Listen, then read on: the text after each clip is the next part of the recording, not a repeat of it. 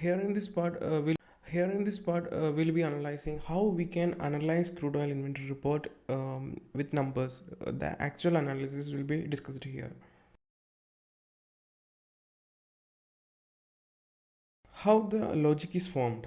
That's our question. Like from these numbers, we know that there are some numbers in the reports and how the logic can be formed.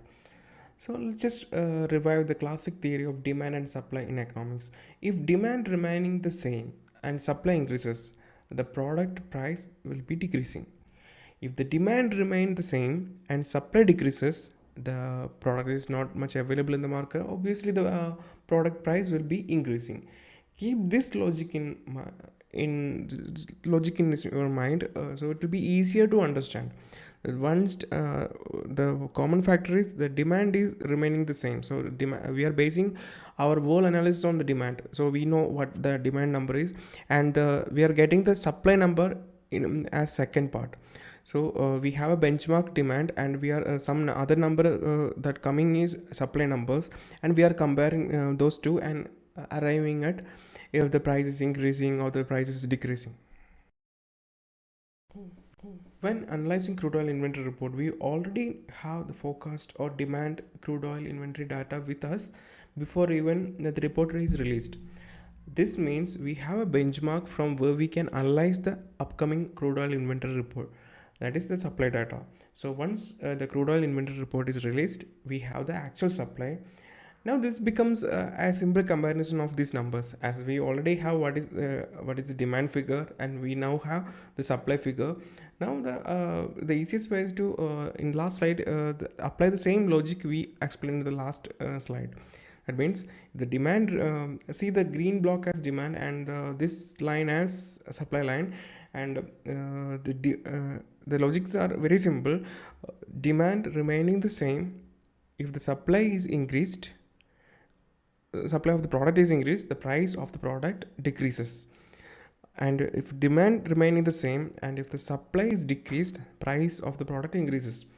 Things get little bit tricky when the supply and demand is reported in negative numbers, but even then apply a simple rule of larger numbers and apply the above logic, it will be easier.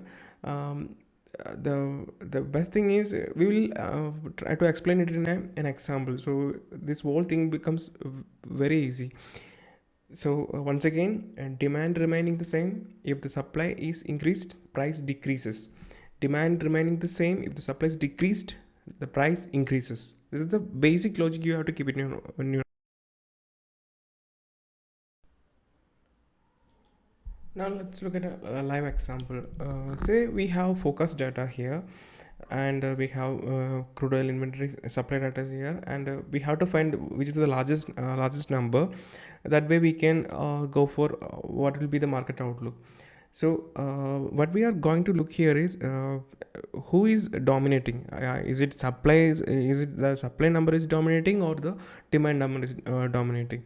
So suppose if we have a forecast of 5 million barrels, 5 million barrels in demand, and we have only supply of 3 million barrels, then the larger number is obviously demand and the market outlook will be bullish.